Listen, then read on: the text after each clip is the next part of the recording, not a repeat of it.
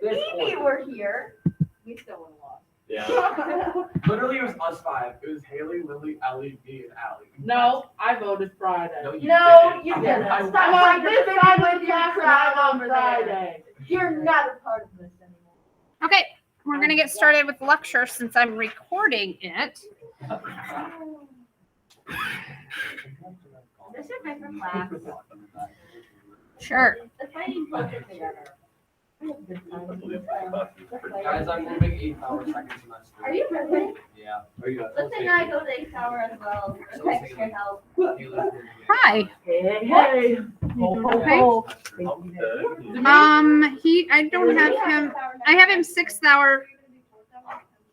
At the wrong hour? I have him 6th hour. I can give it to him 6th hour because he doesn't need it till 2:40. What I'm doing? Is that okay? It's fine with me. Thank you. I just wanted to let you know that, like, if mom calls, he doesn't have it yet.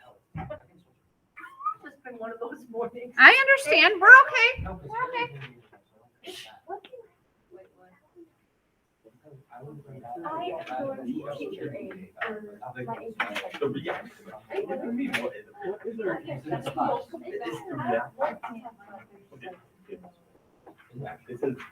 Okay, maybe. Oh, we can do correct. Why is towards the end more like, okay, That's what why I would you do. want a Which smaller one? dot or not the same? Who is there? Carter Ritter. Well, aren't they the same? Carter Ritter is actually Interesting. my Carter Ritter? husband's, yeah, my husband's like second cousin. Would it actually? Yeah, Carter Ritter is his hilarious. dad and my husband are first cousins. Are they actually? Yeah, my husband and his dad are first cousins. Carter Ritter. Are you related to anyone in the school? No, I I'm from would North love Carolina. Oh, yeah, that three things combining. Three things I am. are, I'm the related. chances of them like hitting each other are higher. All right, here we go. We're going to get started now. My apologies to those of you watching the video. Okay, so collision theory. We're going to talk about why different reactions occur at different rates. So we've got different reactions. We talked about like explosions occurring very quickly, and we talked about like rust occurring very slowly, thankfully. Okay, so when we talk about this, we have to talk about like the rate of the reaction is dependent upon how frequent those collisions can occur. If they have enough activation energy, and we're going to be able to look at a graph coming up to be able to see if that happens. And then, of course, they have to be in the right orientation. I talked to you about that, like in terms of like a marker and trying to get the cap on. You have to have it oriented right to make sure that that hits, or else it just doesn't work. Okay, so same idea. So collisions occur all the time, but not all of them occur as part of a reaction. So they might be hitting the side of the container. They might hit another molecule, but it's not the right molecule for them to react with. So that's why these bimolecular reactions are much more likely to occur than like termomolecular or higher. So third order reactions are pretty rare because you've got to get three things lined up the right way, and they've got to hit with the right energy. And the chances of that happening a lot of times are not good when you have too many things trying to work out. Okay. So we talked about yesterday about trying to do like a three-handed high five really fast. It doesn't work so well. That's why when you try to do it in like a team thing and the coach is like, okay, on 3, 1, and they count down. Okay.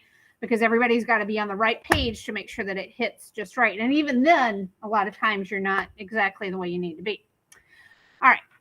So in order to increase the number of collisions, you can increase the concentration. So we talked about like in the hallway right now, walking out there, chances are you're not going to run into anybody. But if you walk out during passing time, the likelihood is increased.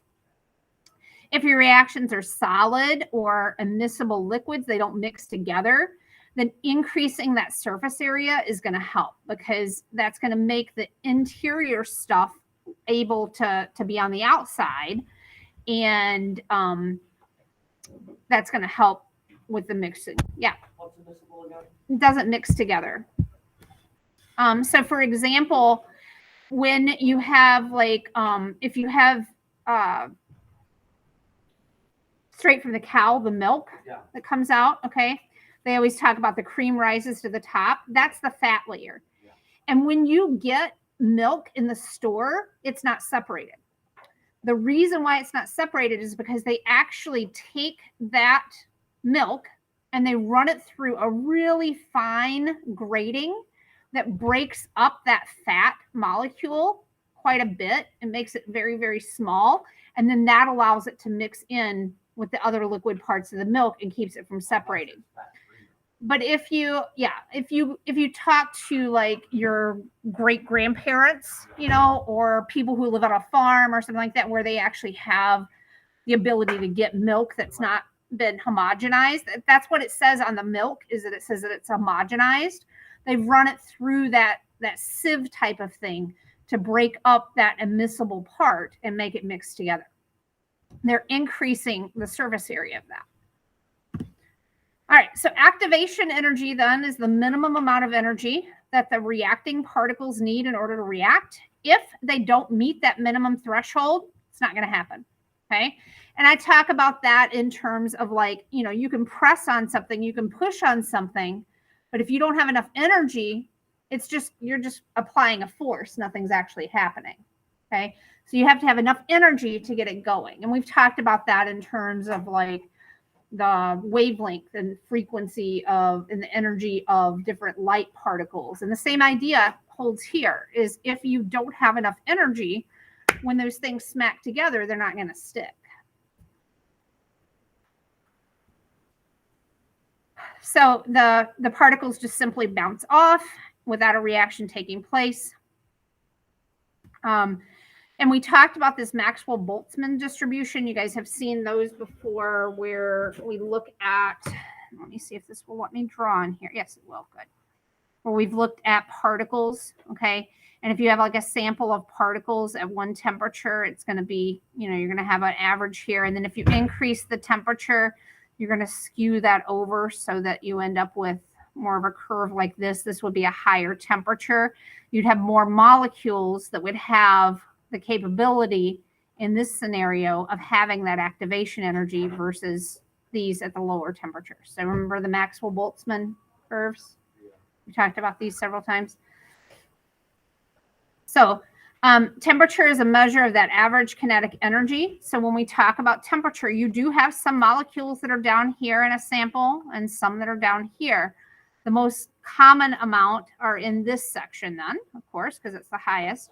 If we increase the temperature, then we're going to skew that and shift that over here. So you'll still have a few that are here, but just fewer. And you'll still have here, but you're going to have more in this section that would have a high enough activation energy to make that happen. Okay? So here's like an example of that Maxwell-Boltzmann diagram, probably a little bit better depiction than the one that I just showed you. And then if we increase that energy, apparently they didn't draw one on here. If we increase the temperature, then we're going to just shift this so that we still have some, but we're going to have more that are going to fall into this section. So you're going to end up with more with that activation energy that's necessary to make that happen. This represents the minimum energy for successful reactions. The particles with greater energy than the activation energy will have enough to react, and the ones that won't. And because even if they collide with the right orientation, they're not going to be able to smack together hard enough to make it happen. Okay? In order to increase the number of particles with greater activation energy, you can heat the sample. So you can increase the temperature. So as a general rule, the reactions which are relatively slow at room temperature increase by 10 degrees Celsius will end up doubling the reaction rate, just kind of a general rule of thumb. The reaction rate then increases because more particles will have the greater activation energy. Okay.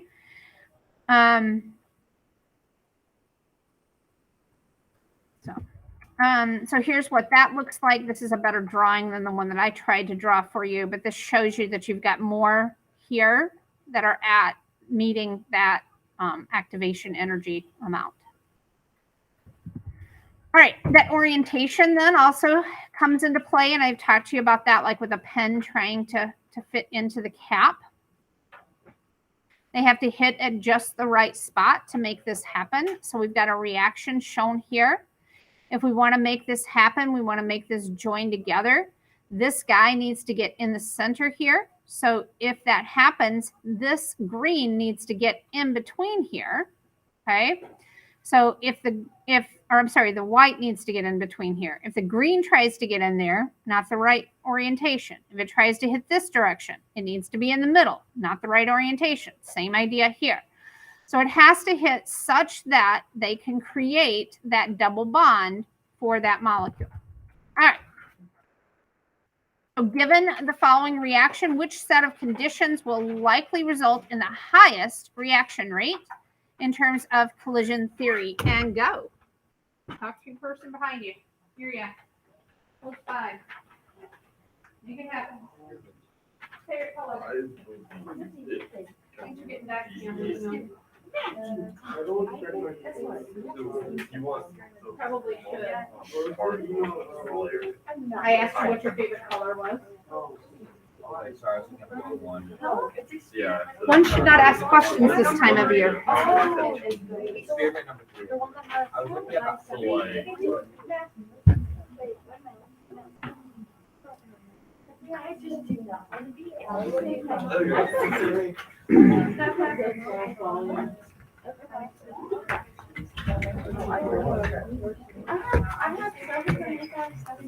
Me too.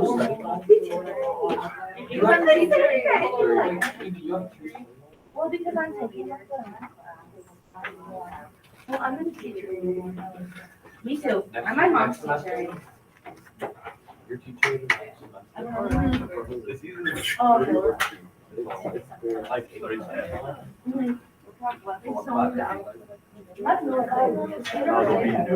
They're all at the same temperature, right? Yeah.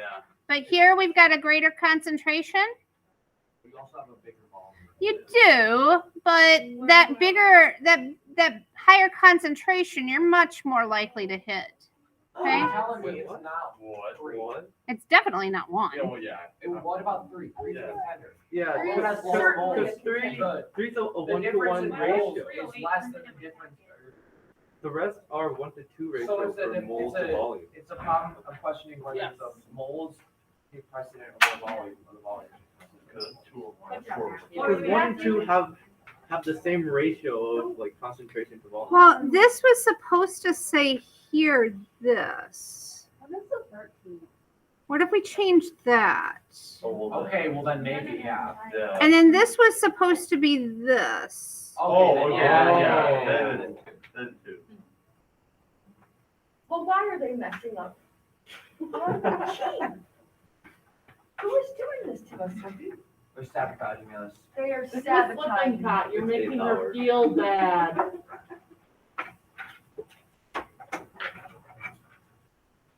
I know Miss Lippincott would not mess up the sheet. It's not Miss Lippincott, it's It's someone not else. Miss Lippincott, So it's that's supposed to someone be else. 4. That's supposed. We Wait, just so go with are Let's all go 3 with supposed to be this. 0.8? We're giving Lo what- siento. It's Oh, unacceptable. She's fluent in Spanish. No. She has all sorts of Talent. talent. I am not Does fluent. that side of the She's room make you fluent in feel bad? chemistry and And she's Spanish. fluent in Spanish. That was She the speaks biggest chemistry bully I've and ever met. Spanish. All right. What? Let's see if I can do better at this one. She's bilingual. She's violent. She's Actually, bilingual. bilingual, so she can speak. I'm Wait, what's her third? You're fluent in English, Chemistry is her third and language. Spanish. and Southern. And Southern. That's 4. She's Quadlingual. quadlingual. Lippy, this is insanity. She hasn't mastered Wisconsin yet. Yeah. Yeah, Lippy. You're still learning. It's okay though. It's a hard one to master.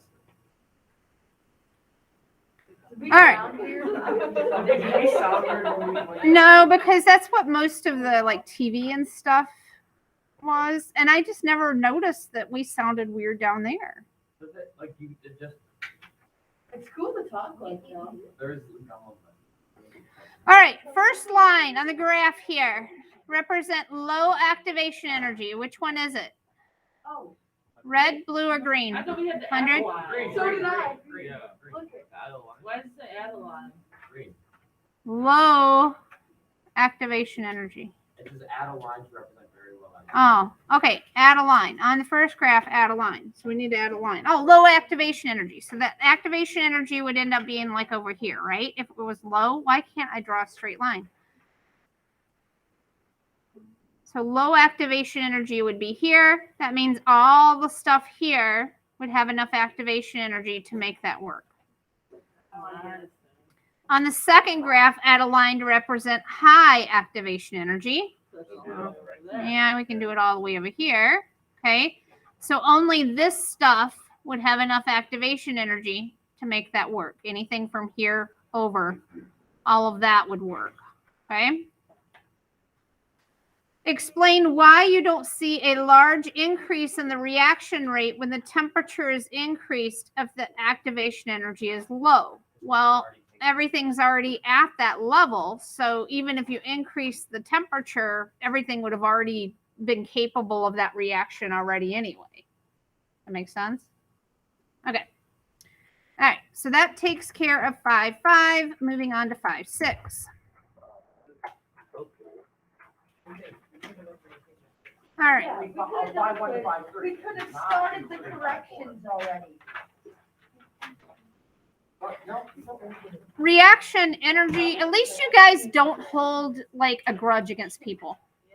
Okay. All right. So We hold deep grudges over. react. Yes, we know. We may forgive, but we never forget. We're still waiting for the forgiving. All right. On the board. Reaction energy profiles are ways to represent the reaction. The X or the Y-axis is usually your potential energy.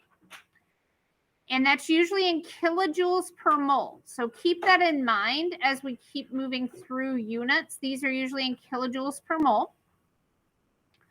The x-axis then is going to be your reaction coordinate, which shows the progress of the reaction. So the reaction starts here, it ends here.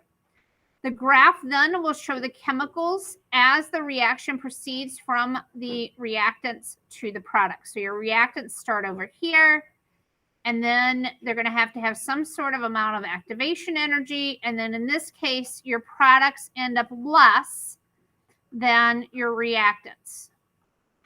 Okay, so you can measure the amount from here to here. That's your delta H. From here to here, what? Change in heat. Oh, yeah. This is going to be your E sub A. What do you think that stands for? Activation. Activation energy. Okay. So the difference between those two lines, the distance is delta. Wait, what does the E stand for? Energy. Energy, and then the A stands for activation. No, E equals on C Sorry. squared. Matthew, do you not need the sparks with that? What does he say? He was just here, like all. What does EA mean? Equals on C. I know what you mean, that E. Right. No, but like. Activation energy. Anybody Why is it E before the A? Because it's energy of activation. Miss Lippincott, you know what? It's gonna snow today. You're really nerdy. You're really nerdy. No. You. I love how you're in the same class as her right now in AP Chem that you're literally. You think I'm doing as good as she is? Yeah. All right. So this is what that looks like. You have your scale here. And again, this is going to kind of show you, if you look at the difference between your reactants and your products, that's your delta H. That's going to be, H stands for what's called is enthalpy. And that's not how you spell enthalpy. That's right, Libby. It's chemistry, I not can't spelling. spell either. Well, we talk about enthalpy, and then later we're going to talk about enthalpy in terms of entropy. So you have to be very precise in your language, making sure that people understand the difference between what you're saying. You say people now, you mean people that know chemistry, not just brain. Right.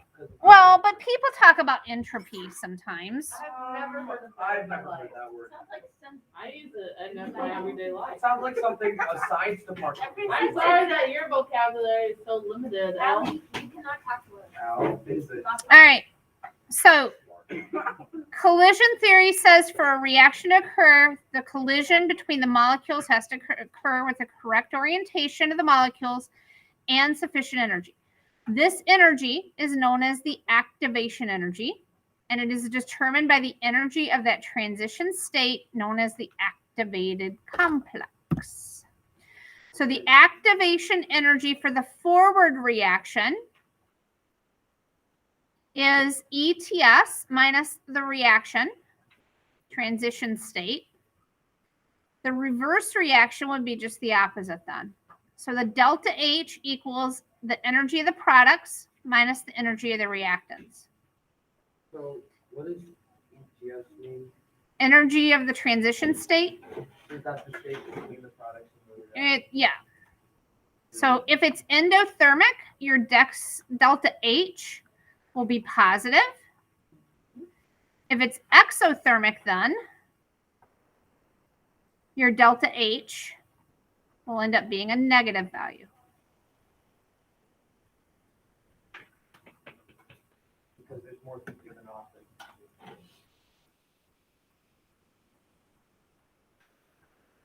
Okay? All right. So an exothermic reaction has products with lower potential energy than reactants. So as energy is released from the reaction, that heat's going to be given off. Endothermic then is just the opposite. So when we were looking at this, your products are lower than your reactants. That means that this delta H would have been negative. This is exothermic. So exo is negative and endo is positive. Because the energy is exiting the bonds and going out into the environment.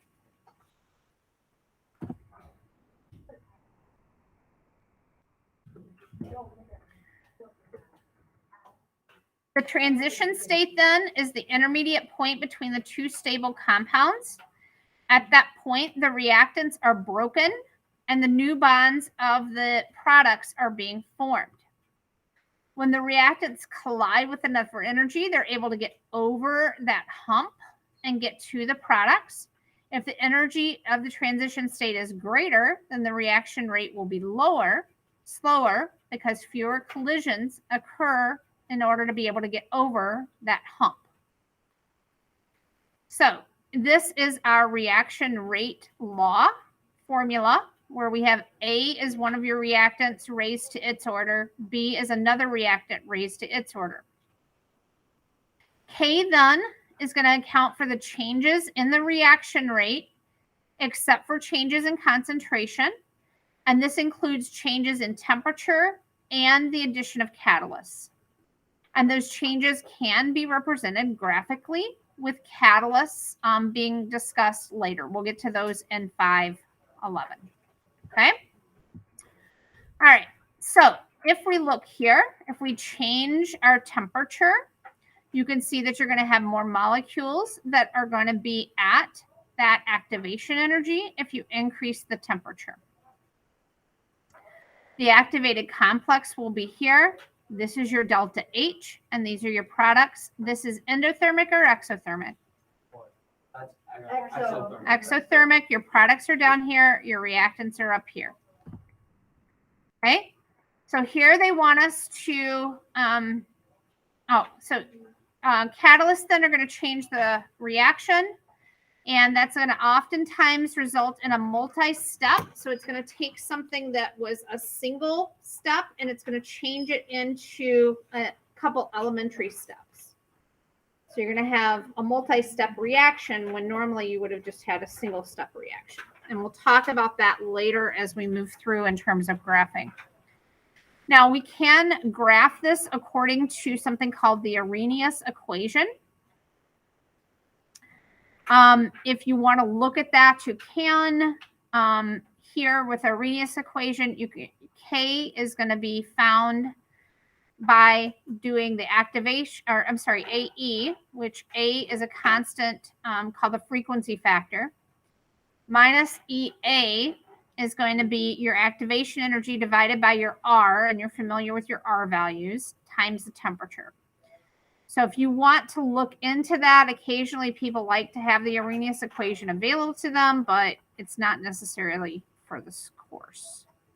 All right, so if we're talking about endothermic, if we're sketching something that looks like that, we're going to have our reactants starting out here. Where are my products going to end up Right at? about there, right about Yep. So there we go. Okay.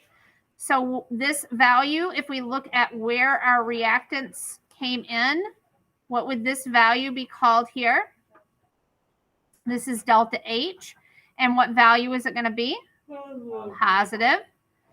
The difference here between this and this is called our EA, activation energy. Okay. All right, so here we have a profile. Our reactants are starting out at 20. Our transition state is at 80. And our products end up at 50. Okay, so we end up going here. Not a great artist, sorry you guys.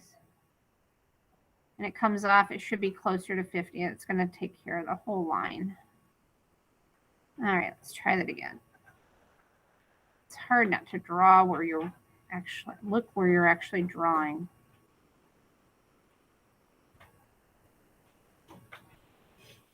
There we go. That's a little better. Little better. I would have liked this to have been a little bit of a swoop up, but it's good enough. Yeah. So where do you know to put the dots on the x-axis? Just anywhere? Yeah. Okay.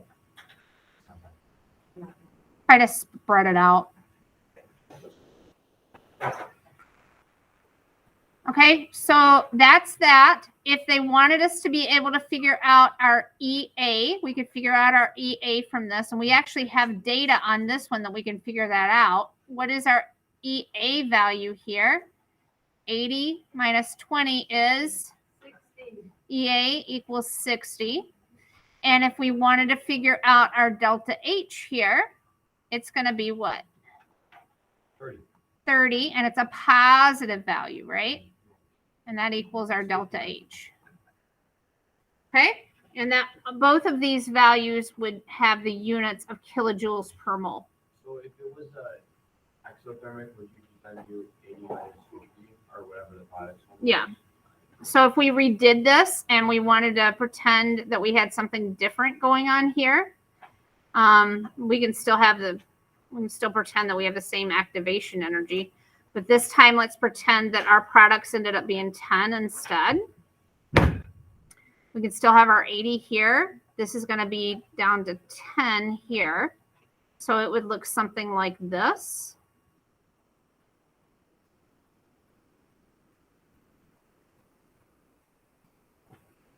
Okay. So then that would end up being exothermic because the difference between here to here would be what? Negative 10, and that's kilojoules per mole. Good? Make sense? Yeah. Kind of how you tell the difference between those? So that's it for today. Thanks.